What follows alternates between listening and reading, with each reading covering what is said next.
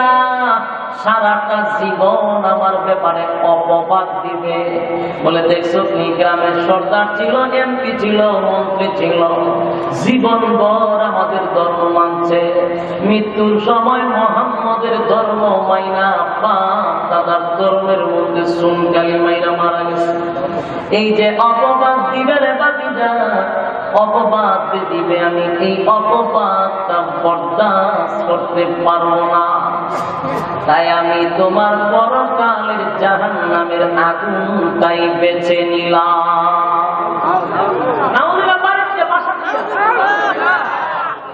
চিন্তা করছেন এর কখনো কত বড় টানা ফেলে দিচ্ছে।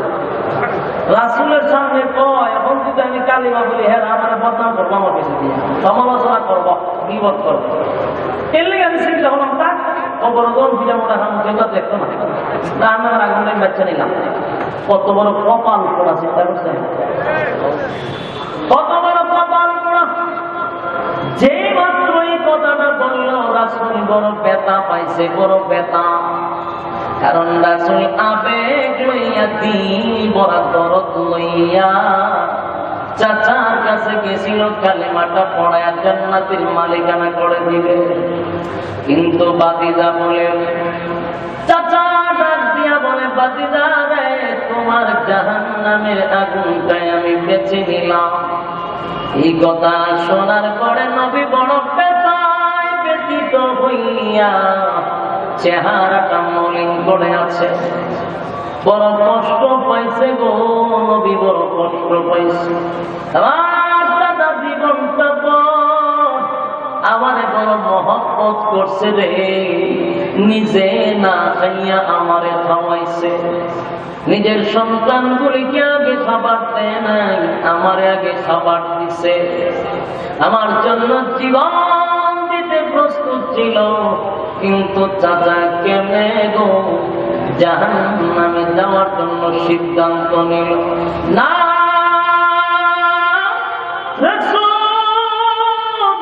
ব্যথায় ব্যথিত হইয়া চেহারাটা মলিন করে বসা। এমন সময় আমার আল্লাহ ডাক দিয়া বলে, জিবরাইল রে, আমার বন্ধুর চেহারাটা মলিন, বরদাস্ত করতে পারি না, যা বন্ধুর কাছে কোরআনের আয়াত লইয়া যা, সান্ত্বনা দে, সান্ত্বনা দে। জিবরাইল নবীর কাছে এসে বলে, নবী গো, চেহারাটা মলিন কইরেন না গো নবী, কোরআনের আয়াত শুনেন, আল্লাহ আয়াত নাযিল করে দিছে। আয়াত শোনায়া দেন, যে আয়াতটা আমি আপনাদের সামনে তেলাওয়াত করেছিলাম আর বলছিলাম কেন নাযিল হইল, কেন নাযিল হইল, এটাই হলো আয়াত নাযিল হওয়ার কারণ। আল্লাহ বলেন, ইন্নাকা লা তাহদি মান আহবাবতা ওয়ালাকিন্নাল্লাহা ইয়াহদি মান ইয়াশা। আল্লাহ আয়াত নাযিল করে রাসূলকে বলেন, আগামী আবু তালেব আপনার বড় মহব্বতের চাচা গো, আপনার মহব্বতের চাচা হতে পারে, তাই বলে আপনি চাইলেই আপনার চাচাকে হেদায়েত দিতে পারবেন না, ঠিক না? আপনারা কি থাকবেন একমত নেই আল্লাহর সাথে? আল্লাহ বলেন মহব্বতের হইতে পারে, তাই বলে আপনার হাতে হেদায়েতের মালিকানা দিছি না, হেদায়েত চাইলেই দিতে পারবেন না। আমি আল্লাহ যারে ভালো মনে করব, আমি আল্লাহ যারে সিদ্ধান্ত নিব, তারই হেদায়েত দিব। এখন বুঝছি না আয়াতটা কেন নাযিল হইছে, আয়াত কেন নাযিল হইছে বুঝছেন? কোন ঘটনাকে কেন্দ্র করে ঘটনা পাইছেন কথা বলেন? ওই আবু তালেবের মৃত্যুকে কেন্দ্র করে আল্লাহ আয়াত নাযিল করেছে। বুঝছেন কোন ঘটনা?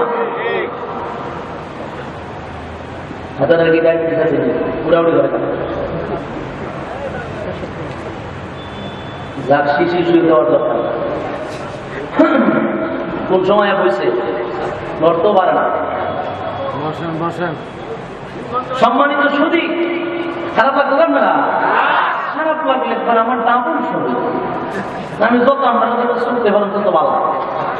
আমার শরীরের কন্ডিশন খারাপ, এই জন্য যত ছেড়ে দিব তত ভালো বিরক্ত লাগতেছে। ছেড়ে দিতাম নি, কোনো অসুবিধা নেই, তাহলে তুমি সারা দিবেন। এভাবে এক দুজনে একটু লাড়াতাড়ি বলে আমি বুঝলাম খারাপ লাগতে কোনো অসুবিধা নেই। আসুন, কেন নাজিল হইল, কোন ঘটনাকে কেন্দ্র করে নাজিল হইল সব পাই শুনবেন। কি বলছে? হেদায়েতের মালিকানা আপনারা দিয়া পাঠাচ্ছেন, সুতরাং সেরা খালা বলেন না, যে খালা করার কোনো বিষয়ই না। হেদায়েতের মালিক হলাম আমি আল্লাহ। আপনার মহব্বতের হইতে পারলে কেমন হেদায়েত লাগবে? শুনো, আচ্ছা একটা কথা বলি, যদি রাসূলের হাতে হেদায়েতের মালিকানা থাকতো, আমরা কিটা বলেন আবু তাইলে কই থাকতো? জান্নাতের উচ্চ মাকাম। যে আমি যে বাবা এসে ঠিকই বাবা এসে কেন লড়াইতো, আর আমরা গেলে বলতে নিষ্কালার যা রাসূলের বন্ধ কেন কাটা দিতে কাটা আমরাও বুঝাবো ঠিক নেই, কারণ বেটা গিয়ে যাইতো। যদি রাসূলের হাতে হেদায়েতের মালিকানা থাকতো, আবু তাইলে তো যাইতো সবার আগে। আবু লাহাব বলতে প্রমুখ ভাষায় বা যা আছে ওর বাদ পার্টি সব যে আগে বুঝিয়ে দিয়ে বই দেখো বইয়ালে নেতাগিরি করতো, নেতাগিরি কথা বুঝতে নি অন দেয় না, কিছু দল আছে নেতাগিরি দেখায় পাওয়ার বেশি। ওই হেতার পাওয়ারটা করে বেড়ে যাবেন, কারণ রাসূলের বংশের লোক। হ্যাঁ, আমরা হাতে নেতাগিরি করবো এগুলো আল্লাহ না মহব্বত করি, তাই বলে আপনি ভাববেন না যে আমি আপনার হাতে হেদায়েতের মালিকানা দিয়েছি। এটা আমার হাতে আছে, আমি তাদের মনে করি বাবা তারাই হেদায়েত দিব, এটা আমার একক সিদ্ধান্ত, আর কারো না। ঠিক আছে? এখন আপনাদের প্রশ্ন আসতে পারে, হুজুর রাসূল যদি হেদায়েতের মালিকানা না পাইয়া থাকে তাহলে রাসূলরা কোন খামের জানা দরকার নেই, বোঝার দরকার। তাহলে রাসূলগণ কোন খামের? আল্লাহ বলেন রাসূলদেরকে আমি হেদায়েতের মালিকানা দিয়ে পাঠাইছি না, হেদায়েত দেওয়ার জন্য পাঠাইছি না। তাহলে পাঠাইছি কেন? বলে তাদেরকে পাঠাইছি শুধুমাত্র হেদায়েতের রাস্তাটা দেখায় দেওয়ার জন্য। কথা বলেন না? সমস্ত নবীগণের কাজ হলো হেদায়েতের রাস্তা দেখায় দিবে, আর হেদায়েত কাকে দিবে সিদ্ধান্ত কার? আল্লাহ বলেন আপনি আবু তালিবকে একটা সুন্দর করে বুঝাই দেন, হেদায়েতের রাস্তা খুলে দিচ্ছেন। আমি দেখতে হেদায়েত দেওয়া যায়, আমি সব মিলাই দেখছি হেদায়েত দেওয়া জানা। কে বলছে? আমি হিসাব মিলাই দেখছি হেদায়েত দেওয়া জানা। সুতরাং মাঝখান দিয়ে আমি চেহারা কালা দিবেন না, কারণ আমি আল্লাহ আপনার চেহারা মলিন দেখতে পারি না। বুঝলেননি? আচ্ছা, এখানে কিন্তু আরো প্রশ্ন রয়ে গেছে, যেগুলো আপনাদের প্রশ্ন, আমি উত্তর দিয়ে দিচ্ছি। প্রশ্ন হলে আপনাদের প্রশ্ন থাকতে পারেন, আবু তালেব আল্লাহ হেদায়েত দিল না কেন? ঠিক নেই? এটা প্রশ্ন আসে, কারণ আমি যখন ছোট ছিলাম তখন অনেক মনের ভিতরে প্রশ্ন থাকতো, কিন্তু সাহস নাই হুজুর এটার অর্থ নাই হয়ে দিন, কি সাহস নাই, মনের প্রশ্ন মনে থাকতো। ঠিক নেই? তাই আমি বুঝি আপনাদের প্রশ্ন আমি উত্তর দিয়ে দিতেছি। প্রশ্ন থাকতে পারে তুই হেদায়েত দিল না কেন? কারণ আবু তালেব তো খারাপ ছিল না। ঠিক নেই? রাসূলের মহব্বত করতো কলিজার থেকে বেশি, যার থেকে প্রশ্ন তুই হেদায়েত দিল না কেন? এই কেনটা অনেকের ভিতরে কিন্তু সামলাইতেছে।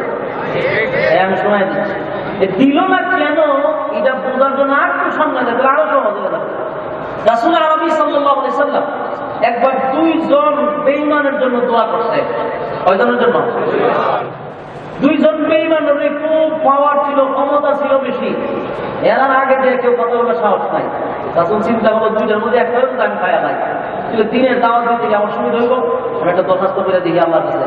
রাসূল এতে ফোন দিছে একবারে আল্লাহর কাছে ডাইরেক্ট, যে আল্লাহর সাথে আলাপ করতে আল্লাহ দুইটার মধ্যে একটা আমি চাই, একের সমানভাবে বুঝেছে, কোন একটা দিবে এবার কোনো অসুবিধা নেই। আল্লাহ ঠিক আছে, আপনি নিশ্চিন্তা থাকেন, যেমন একটা আপনার হয়ে যাবেন। তো কিছুক্ষণ পরে দোয়াটা কবুল হয়ে গেছে। উমরের বেলায় দোয়া কবুল হয়েছে না আবু তাহেলের বেলায়? আচ্ছা, এখন প্রশ্ন হইল হুজুর তাহলে আবু তাহেলের লেগে মনে একটু দোয়া কম করছিল, হ্যাঁ উমরের লেগে বেশি করছে না সমান? কিন্তু উমরের বেলায় কবুল হইল কেন, আবু জাহেলের বেলায় দোয়া কবুল হইল না কেন? ঘুরাই আবার কেনই? ঠিক নেই? ওই তিন কেন একটাই উত্তর। আবু তালেব আল্লাহ কেন দিল না, আবু জাহেলের কেন দিল না, উমরে কেন দিল? তিন প্রশ্নের এক উত্তর শুনে। আবু জাহেলের কেন আল্লাহ হেদায়েত দিল না, তার কারণ আবু জাহেল যা আহাম তুহাম করছে সব জানি না শূন্য করছে। কথা বুঝতে পারছে? যা বিরোধিতা করছে, যা আহাম তুহাম করছে, জানি না শূন্য করছে। তাই না? শুনে কেমনে একটা ঘটনা শুনে আবু জাহিল্লা বুঝতো যে আমরা নিজের হাতে বানাই, খুদা বানাই, আমরা নিজের হাতে মাটি দিলাম বানাই, ফাঁকা বা একটা লাঠি ডুবাই এরপর এটার কাছে গিয়ে আমরা কতটা চাই, সন্তান চাই, এটা চাই, সেটা চাই, এটা তো কোনো কামের না। এটা আবু জাহিল্লা বুঝতো, বুঝতো কেমন এটা ঘটনা বোঝার নেই। একবার আবু জাহিল্লা হেতের এক খুদার এক কাজল হয়েছে লইয়া গেছে ব্যস্ত, এর খুদার আবার ব্যস্ত ভাষা এটা জানেন নি, এর খুদার এরম হয়েছে লইয়া গেছে ব্যস্ত। তো রাস্তা দিয়ে অনেক দূর, তো আগে তার প্রাইভেট কার আছে হাঁটি যাবো, তো খুদার লইয়া গেছে বেচা কিনা করতো রাস্তার মধ্যে, বেচার শিশি বুঝেননি, এটা ছোটবেলা আসি না হিরোহিত হয়েছে, পেশা হয়ে গেছে গা বেচার শিশি বস্তা বেঁধে রয়েছে। চিন্তা করলো খুদারে খাদ্য লইয়া প্রস্তাব করা, এটা তো শরমের কথা।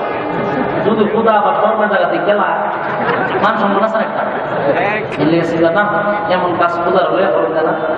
খুদারে একটা গাছের গুড়াত পেয়েছে তৈয়া হেঁটে গেছে, ও সামনে একটু শিশি দিত, হেঁটে বলছে শিশি দিত, আর প্রত্যেকে কুত্তা আইছে, কুকুর আমরা কুত্তা করে, আপনারা কি থাকবো কুত্তা আইছে একটা পত্রিকা আইয়া, কুত্তায় কিন্তু আবার শিশি দেয় বিভিন্ন ভঙ্গিমা, কুত্তা ডাইরেক্ট শিশি দেয় না, কুত্তায় নাক দিয়ে মাঠের মধ্যে অত বড় বড় একটা শ্বাস টান দেয় দিয়ে হেদানে কিতা বাইরে হেদানে, আমরা কুত্তা বিশেষজ্ঞ না, এটা দ্বারা কুত্তা বিশেষজ্ঞ এরা বলতে পারবো।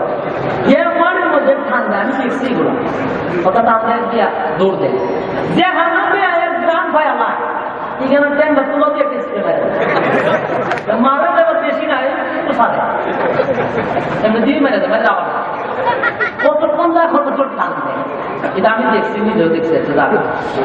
ওই কুত্তা এখানে ওই সময় গিয়া নাকটা টানতে টানতে কোনো আমার ভাই না গিয়া ওই কুদার শরীর যখন নাকটা টানতে দেবে মিলে গেছে গা, যখন মিলে গেছে তখন গিয়ে আগে জায়গা না দিয়ে পারতো কোন সাথে সাথে ট্যান তুলে স্প্রে মেরে দিচ্ছে, আর একটু বাড়ায় আমার না বুঝাইলে চিন্তা হলো কি রে আমি প্রস্রাব করে গেল আবার করবো আমার জানে সেটা আওয়াজ করে তাড়াতাড়ি শিশি মিশি দিয়া এতে তো ইয়া দেখে সব ফনাস করেছে, খুদা এক করে গোসল করে আবুদুল্লাহ খালি মেজাজটা কথা গরম আর খুদা দিব না, কুত্তায় দিয়ে গোসল করে দিয়েছে ওর মেজাজটা এমন গরম হয়েছে, পরে রাগ হইয়া এর মুখ দিয়ে একটা কথা বাড়িছে, তখন এ ডাক দেবে খুদা খুদা হুদা তুই কে খুদা কুত্তায় গোসল করে দিয়ে গেছে, তুই এমন ভাবছ না এর শরমের জায়গার মধ্যে ঠান্ডা ফেলাইছে, তুই কি তা করছ যদি কোনো ক্ষমত হই নাকি খুদা হুদি করে লয়ে আসে খুদা, এই জন্য বুঝতে পারছি মোহাম্মদের খুদাই সঠিক।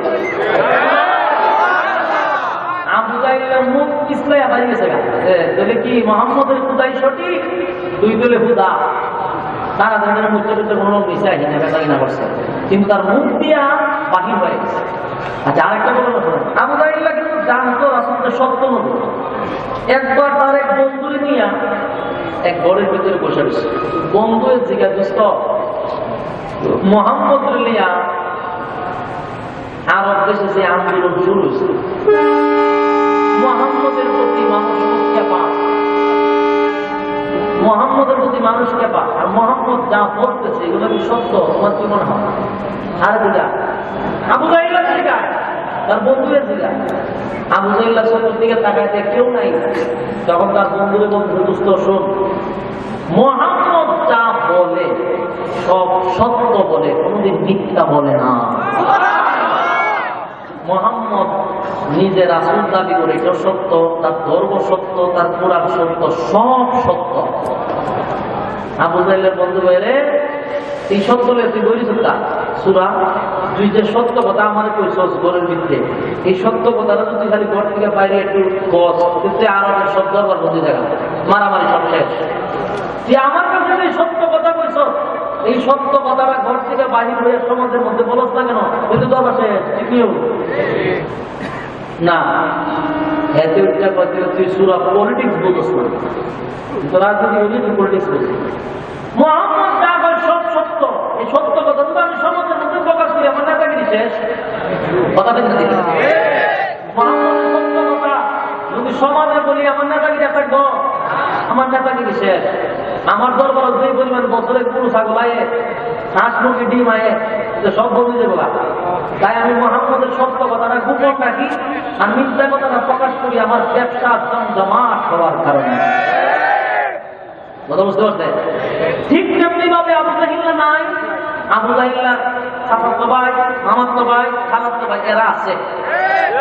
এরাও চিন্তা করতো হক্কানি ওলামায়ে কেরাম, কওমি ওলামায়ে কেরাম যা বলে কোরআন হাদিস থেকে কথা বলে, এই কথা যদি জাতি শুনে মানুষ পরিবর্তন চলে আসবে। আর মানুষ যদি পরিবর্তনে চলে আসে তাহলে আমাদের ব্যবসার মধ্যে উন্নতি করবো। তাই পাবলিকদেরকে মূল চাল বুঝাইয়া আমাদের কাছ থেকে ডাইভার্ট করার জন্য তারা বিভিন্ন সময়ে টিকলি মিকলি লাগাই আয়াত কখন ধুম তারাকা যাত্রা গান করিয়াছেন এবারে আমরা কামের মুখে বতুয়া দিয়ে থাকা। তার মানে হলো আপনাদের জ্ঞান ধারণা গুলো বলতে দেওয়ার জন্য। কথা বলেন নাই? সত্য কথাটা গোপন রাখার চেষ্টা করে, এদের মিথ্যাগুলি প্রকাশ করার চেষ্টা করে। কারণ পর্দা করা তো ফরজ, এটা জানেনি কথা বলছি। কিন্তু এরপরে এরা মহিলা যে ফাটু ভাই কেন যদি সত্য কথাটা বলি পর্দা করা ফরজ, যারা ফাউটি পায় যায় এরা ওই দুইটাই জুতা দিয়ে আপনার কথা সারা ভাড়া গেছে। এই জন্য মিথ্যা কথা প্রকাশ করে, সত্য কথা গোপন থাকে। ঠিক নেই? আল্লাহ ভাই আবু জাহিল্লাহ যা করতো আহাম তুহাম সব জানি শুনে করতো। উমর যা বিরোধিতা রাষ্ট্রের ব্যাপারে করছে সব না জানি না করছে। আর আবু জাহিল্লাহ যা করছে জানি না করছে, উমর যা করছে না জানি না করছে, আবু তালেব যা করছে জানি না করছে। আবু তালেবও রাসূলকে চিনছে সত্য নবী, কিন্তু ঈমান আনে নাই। আবু জাহিল্লাহ রাসূলকে চিনছে, ঈমান আনে নাই। উমর রাসূলকে না চিনা বিরোধিতা করতে, চিনা মাত্রই ঈমান আনছে। সুবহানাল্লাহ। এলে তার জন্য হেদায়েতের দরজা খোলা, তাদের জন্য হেদায়েতের দরজা বন্ধ। কিন্তু আবু জাহেল আর আবু তালেবের মধ্যে একটা বেশকম আছে, উল্লেখযোগ্য বেশকম। বেশকমটা হলো আবু জাহেল জানি না শুনিয়া রাসূলকে শুধু মানেই নাই, বরং বিরোধিতা করছে। আর আবু তালেব রাসূলকে জানতো সত্য নবী, কিন্তু মানতো না, কিন্তু বিরোধিতা করতো না, সবকে জানতো। আল্লাহ বলেন তার একটা সম্মান আছে। জাহান্নামের সবচেয়ে নিম্ন স্তরের একটা শাস্তি শুধুমাত্র দুইটা আগুনের স্যান্ডেল তাকে পরায় দেওয়া হয়েছে, আর কোনো শাস্তি নেই। কথা বুঝতে পারছেন? কেন? বলে রাসূলকে মহব্বত করার কারণে। এই দুই স্যান্ডেল করছে কিতাবের মধ্যে লেখে, এই দুই স্যান্ডেল করার কারণে মাথার মগজ পর্যন্ত এইভাবে উত্তরাইতে আছে। কথা বুঝতে পারছেন? এ ভাই, এতক্ষণের আলোচনায় আপনাদের কি বুঝে আসলো আমি জানি না, তবে এতটুকুই বলবো, বাইরে রাসূলের মিলাদুন নবী থেকে আমাদের কোনো কিছু আমল করার নাই। শুধু ওয়াজ করা যাবে, সারাটা রাত নবীর মিলাদ নিয়ে আলোচনা করা যাবে, কিন্তু কোনো আমল করার কিচ্ছু নাই। কিন্তু এই মিলাদ এখন বানাইছে ঈদে মিলাদুন নবী।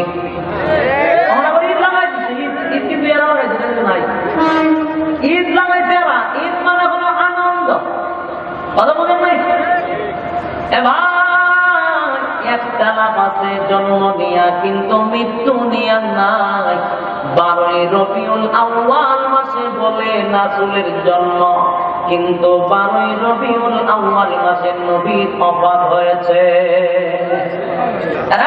দুনিয়াতে নবী যেই তারিখে আছে ঠিক ওই তারিখে দুনিয়া থেকে বিদায় হয়েছে। তাহলে আমরা সত্যিকারের আশিকে রাসূলের কাছ থেকে কিছু শিখবো। সত্যিকারের আশিকে রাসূল কারা? সাহাবায়ে কেরামরা, ঠিক না?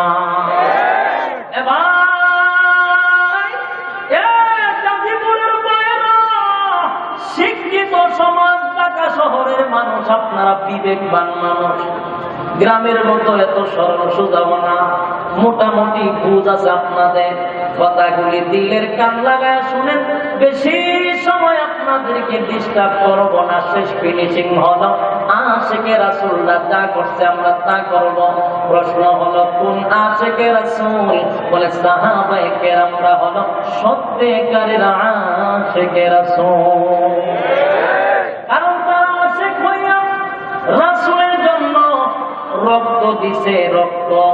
আর আমরা রাসূলের আশিক হইয়া জিলাপির দোকানও সব পালায়া দিই। বেশম আছে না নাই? ফতোয়া দেয় মিঠা খাওয়া তো সুন্নত। কি ফতোয়া দেবেন? মিষ্টি খাওয়া সুন্নত, তাই আমরা জিলাপি খাই। এর সূরা মিষ্টি খাওয়া সুন্নত, রক্ত দেওয়া তো সুন্নত। রক্ত দেওয়া সুন্নত না। মিষ্টি খাইতে মজা লাগে আর রক্ত দেওয়া বড় কষ্ট লাগে, তাই কষ্ট করতে রাজি না, জিলাপির দোকানও শর্ট করাই দিতে রাজি। বাইরে এই বোমা বইরা কতদিন চলবেন? পাবলিক কিন্তু আপনাদের ঘুমুর ফাঁস করে দিচ্ছে। আপনাদের চরিত্র সমাজের মধ্যে প্রকাশ হয়ে গেছে। এক বোলার ঘটনা দিয়ে সারা বাংলাদেশ আপনারা চিনছে। রাসূলের বিরুদ্ধে কথা হলো, আমরা সকলেই মাঠে ময়দানে আন্দোলন করলাম, শহীদ হইলাম, কিন্তু সারা বাংলাদেশে তোমরা টিকিওয়ালা একটারও মিছিল মিলিয়ে পাইছি না। পাইছে? আমি জানি না পাইছি কোন একটা টিকিওয়ালা আমি দেখছি। লাস্টে 2 জনের বক্তব্য শুনছি, আর মধ্যে 2 জনের বক্তব্য। একজন হলো এনাদুল্লাহ আব্বাসী সাহেব, বক্তব্য দিছে মোটামুটি, কেন মানল কেন কি করবো হয়তো মোটামুটি একটা বক্তব্য দিছে, মনটারে বুঝাইছে। যার বেশি নিয়ে সমালোচনা তাহির সাহেব, উনিও মাশাআল্লাহ দাবি করুন, কিন্তু বক্তব্য দিছেই ব্যাপারে পক্ষে কথা বলছে। কিন্তু আর একটা ডাইরেক্ট এটা বলে আমরা করছি সরকারের লামা, তখন এর খবর দুটা দাম আছে না, টিম বাঁধবে কোথা করে কিরকম কথা যখন ফল শুনে একটা ঘটনা।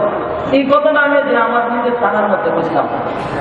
পরের দিন এরা থানার গেছে আমার নামে, কিছু না কিছুদিন আগে থানার গেছে গিয়ে দরখাস্ত করছে অফিসারের কাছে, এই মোল্লা থানার ভিতরে যেন ওয়াজ না করতে আসে। কি অপরাধ আমার? কেরেই হত্যা করলাম যে টিকিওয়ালারা আন্দোলন করছে না, এটি আমার অপরাধ।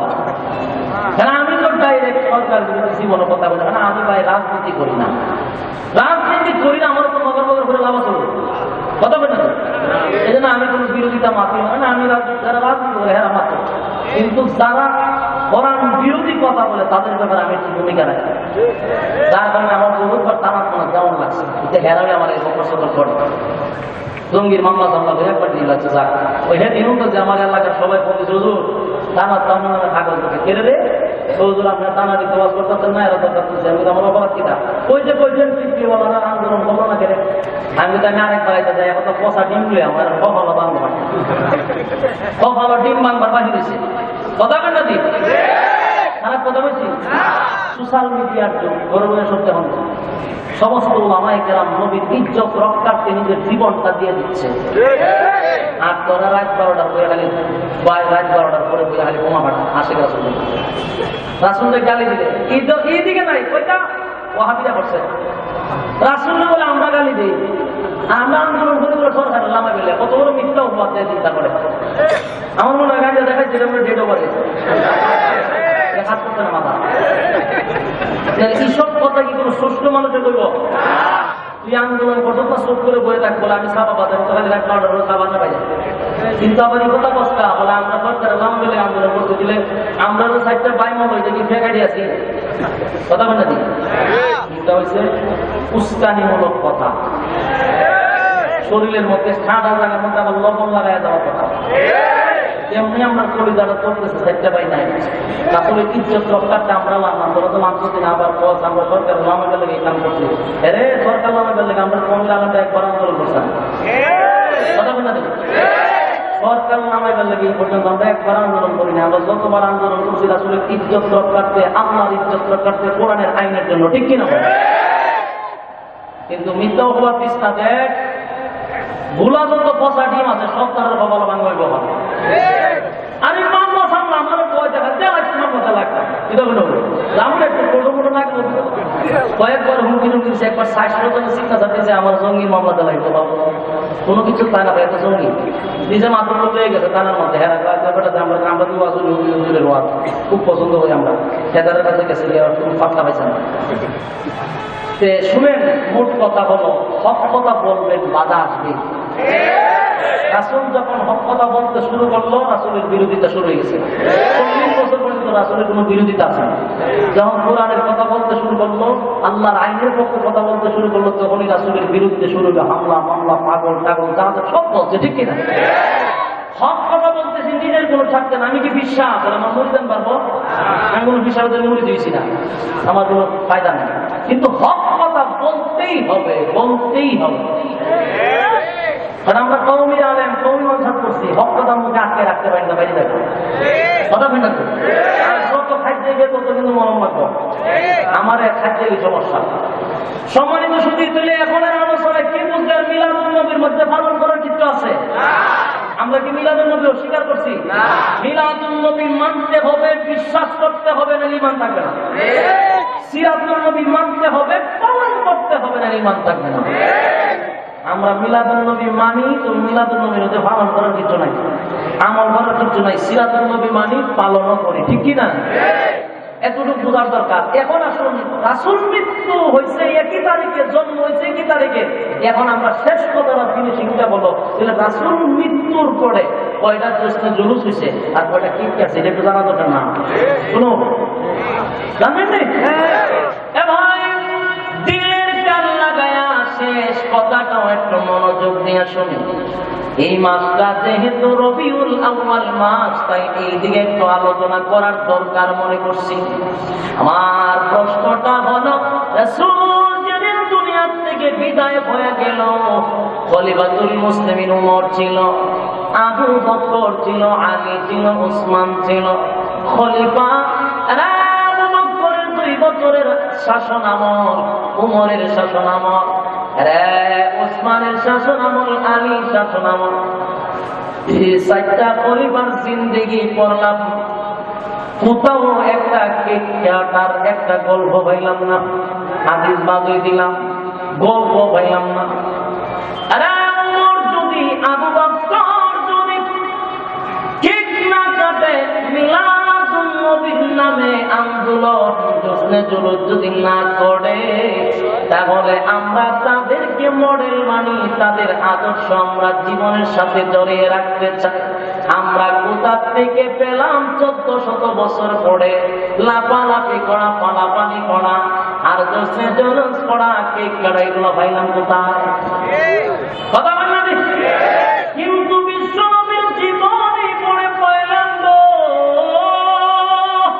সাহাবীদের জীবনী পড়ে আমরা পাইলাম, রাসূল দুনিয়া থেকে বিদায় হওয়ার পরে আবু বকরের চোখ এই সাইডে কালো হয়ে গেছিল, চোখের পানি পড়তে পড়তে চোখ না কালো হয়ে গেছে। সাহাবীরা ব্যথায় ব্যথিত হইয়া কথা বলার সাহস পর্যন্ত হারিয়ে ফেলেছিল, মানুষগুলি খানা পিনা পর্যন্ত ছেড়ে দিয়েছিল। আম্মা জান ফাতেমা নবীজির কলিজার টুকরা, এরা নবী বিদায় হওয়ার পরে অসুস্থ হইয়া বিছানার মধ্যে পড়ে গেছিল। যেদিন দুনিয়া থেকে বিদায় হবে সেদিন পর্যন্ত বিছনায় পড়া, একদিনও বিছনা থেকে উঠে একটু হাসি দিলেন না, কারো সঙ্গে মুস্কি হাসি দিয়ে কথা বললেন না, কারণ বাবা নাই, বিরহ বেদনায় এই যে বিছনায় পড়লেন, এক বিছনায় কবরে চলে গেল। একদিন তো কোনোদিন শুনলাম না জশ্নে জুলুস। শুধু তাই নয়, আবু বকর ডাক দিয়ে বলেন, নবী নাই, কলিজাটা যেমন পেটে যায় গো, ভিতরে কলিজাটা যেন পেটে যায়। আবু বকর এক পর্যায়ের ক্লান্ত, নবী নাই, নবী নাই। ওমর তরবারিটা হাতে লইয়া গলিতে গলিতে আটে পাগলের মতো, কে বলবি নবী নাই, নবী নাই, তাহলে আমার তরবারি দিয়া তোদের গর্দান থেকে তোদের কল্লা পালায়া দিব। যদি বলো আমার নবী নাই, কেউ বলবি না আমার সামনে নবী নাই। ভাই শুধু তাই নয়, নবীর মসজিদের মুয়াজ্জিন হযরতে বেলাল হাবশী রাদিয়াল্লাহু তাআলা কত মহব্বত নবীরে করত গো, নবীর প্রেমে পাগল হইয়া। হযরত বেলাল ছিল কালো, মায়ের খাইতে খাইতে বেলাল হয়ে যাইত লাল, তারপরও নবীর মহব্বত ছাড়ে না। যেদিন নবী দুনিয়া থেকে বিদায়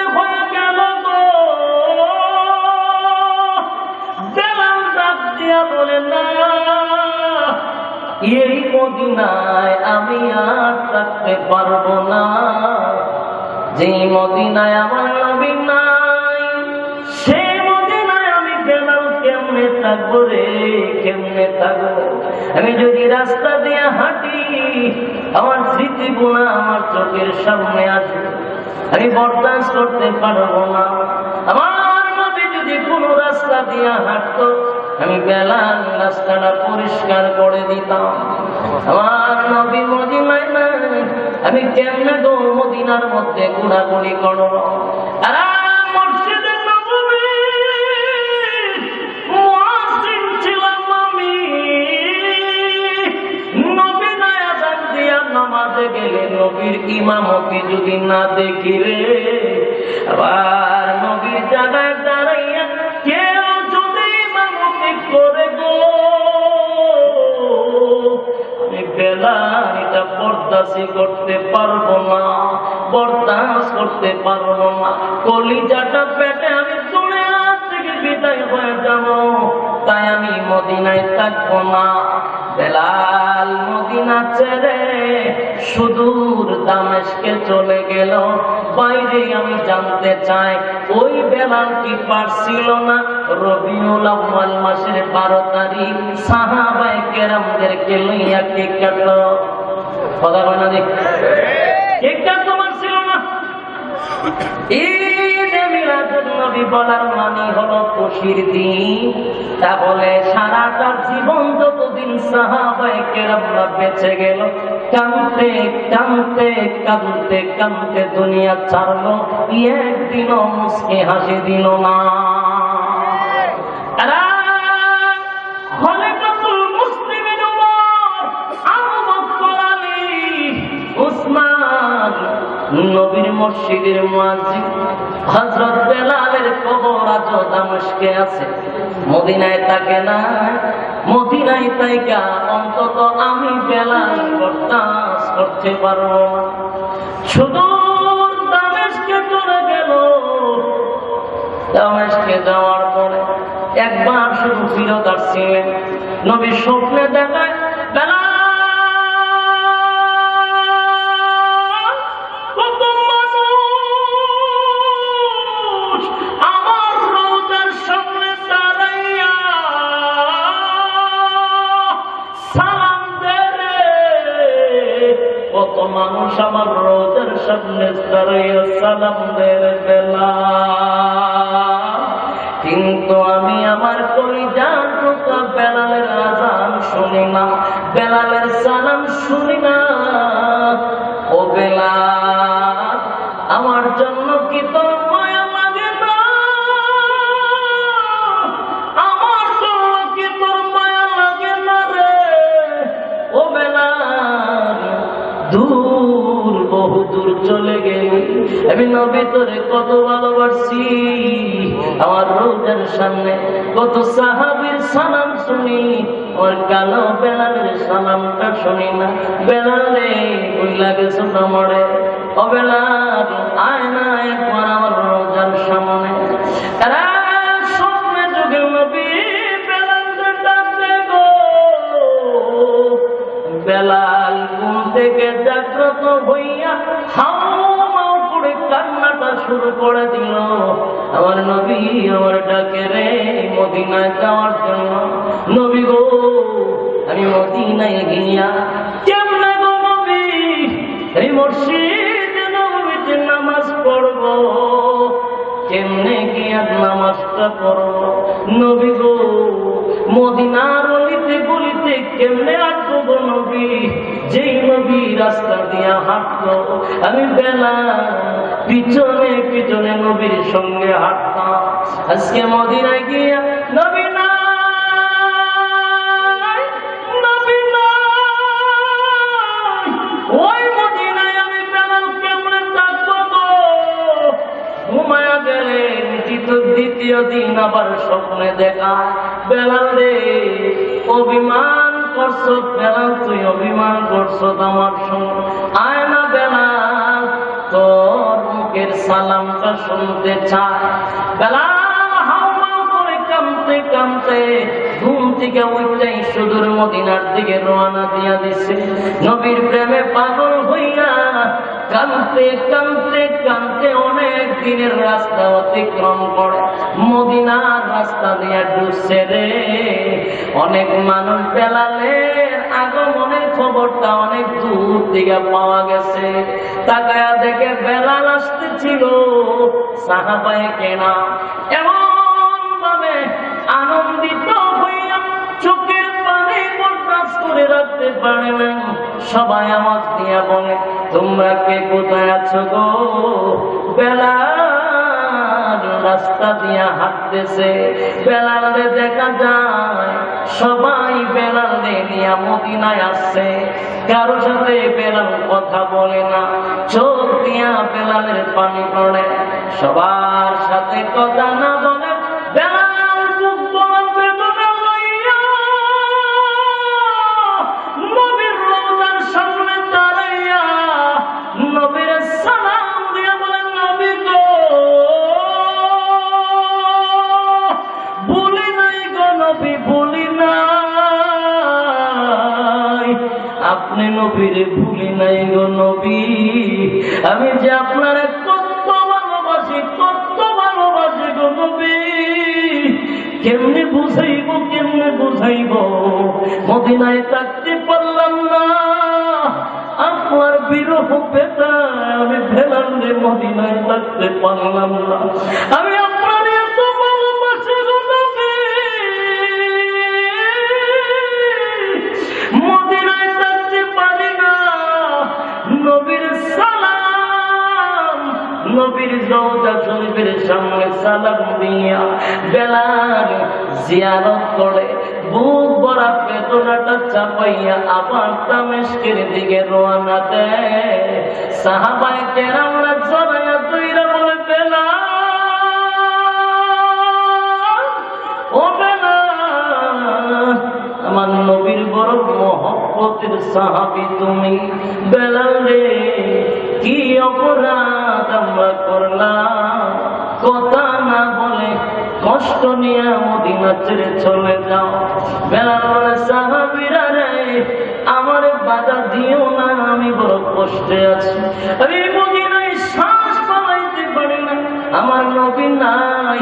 যেই নবীর জন্য আমি ঈমান আনছিলাম, আর ঈমান আনার কারণে আমি কালো বিলালে মারতে মারতে লাল করছে। আমার নবীর ভালোবাসা আমি জানি নাই। সেই নবী আমার তৈয়া দুনিয়া থেকে বিদায় হয়ে গেল, তাই আমার আটকায় না, মদিনায় থাকলে আমি বাঁচব না।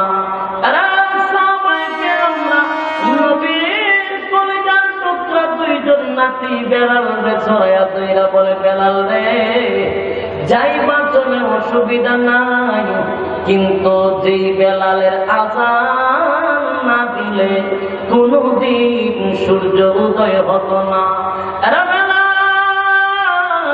যেই বেলালের আযান না দিলে সূর্য অস্ত যেত না, ওই বেলাল আজকে নানা দুনিয়ার থেকে বিদায় হওয়ার পরে কতদিন হয়ে গেল বেলালের আযানটাই শুনি না। বেলাল গো, ও বেলাল একটু আযান দিয়ে শোনাও, তা বলে হয়তো বা আমাদের কলিজাটা ঠান্ডা হয়ে যাবে। ও বেলাল তুমি আযান দিলে আমার নবীর কথা স্মরণ করব গো, তুমি আযান দিলে আমরা নবীর কথা স্মরণ কইরা একটু কানব, দাও না বেলাল আযান দাও। বাইরে বেলাল দুইজন সাহাবী হযরত হাসান আর হুসাইনের কথাটা ফিরাইয়া দিলেন না। বেতায় ব্যথিত হইয়া কলিজা পাটা বেদনা লইয়া মিনারায় মিঠা যখন আযানটা দিল, বেলালের কণ্ঠ এত পাওয়ার ছিল, এত পাওয়ার ছিল, এই মাইক দিয়া আযান দিলে পড়ে কয় কিলোমিটার যাবে, 2 থেকে 3 কিলো, সর্বোচ্চ 5 কিলো, সর্বোচ্চ 10 কিলো, এর বেশি জিন্দেগি তো যাবে না। কিন্তু বেলাল খালি মুখে আযান দিলে এরে পূর্ব দিকে সুদূর 41 কিলোমিটার, পশ্চিম দিকে সুদূর 41 কিলোমিটার, দক্ষিণে 41 কিলোমিটার, এরে উত্তরে 41 কিলোমিটার, চতুর্দিকে 41 কিলোমিটার পর্যন্ত মাইকবিহীন আওয়াজ আল্লাহ পৌঁছায়া দিত। বেলালের আওয়াজ এর মদিনা গলিতে গলিতে মানুষের কানে কানে গিয়ে আল্লাহু আকবারের ধ্বনি যখন পৌঁছে গেল গো, মানুষ গুলি দৌড় থেকে কাঁদতে কাঁদতে আল্লাহ বেশে পাগলের মতো মানুষগুলি রাস্তাঘাটে বাহির হয়ে গেছে। এর শোনা ওই দেখা যায় বেলালের আযানের আওয়াজ। কে কোথায় আছো? আমার নবী মনে আসছে গো, নবী মনে হয় দুনিয়াতে আবার আসছে। ওই দেখো না বেলালের আযান শোনা যায়, বেলাল আযান দিতেছে, নবী নামাজ পড়াবে। মানুষ কাঁদতে কাঁদতে ঘর থেকে বাহির হইয়া দৌড়াইতে দৌড়াইতে মদিনায় চলে যায়। গিয়া দেখে বেলাল মুহাম্মাদুর রাসূলুল্লাহ বলার পরে অজ্ঞান হইয়া মাটিতে পড়ে যায়। এ আশিকে রাসূল সাহাবায়ে কেরামদের জিন্দেগি পড়ে দেখলাম কোথায় তারা কেক কাটবে আর বিরিয়ানি খাইবার জশ্নে জলস করবে। সাহাবায়ে কেরাম নবী মরার পরে কাঁদতে কাঁদতে তাদের জীবন চলে যায়। আর তুমি আর আমি আনন্দ মিছিল করি, এটা সত্যিকারের আশিকে রাসূল হতে পারে না।